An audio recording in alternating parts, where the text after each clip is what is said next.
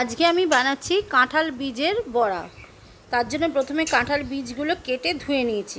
এবার এর মধ্যে একটু আমি জল দিয়ে দিচ্ছি, দিয়ে কুকারে সেদ্ধ করে নিচ্ছি। কাঁঠালের বীজটা আমার সেদ্ধ করা হয়ে গেছে। এটা আমি এবার মিক্সার গ্রাইন্ডারে দিয়ে দিচ্ছি।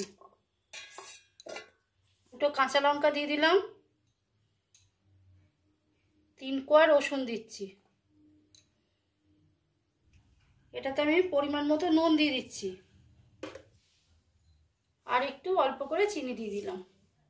এবার এটাকে আমি পেস্ট করে নিচ্ছি।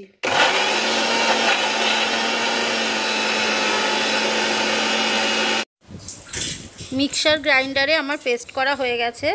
এবার আমি এটাকে একটা পাত্রে ঢেলে নেব।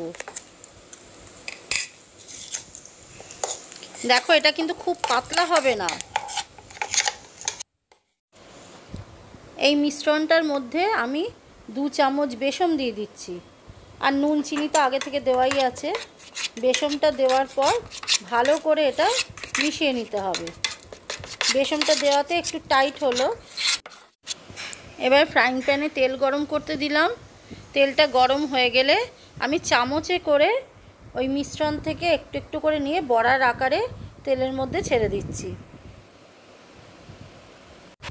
তারপর বড়াগুলোকে লালচে করে ভেজে নেব।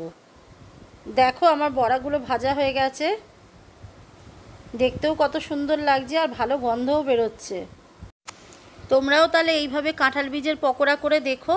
এটা গরম ভাতের সাথে খেতে খুব ভালো লাগবে।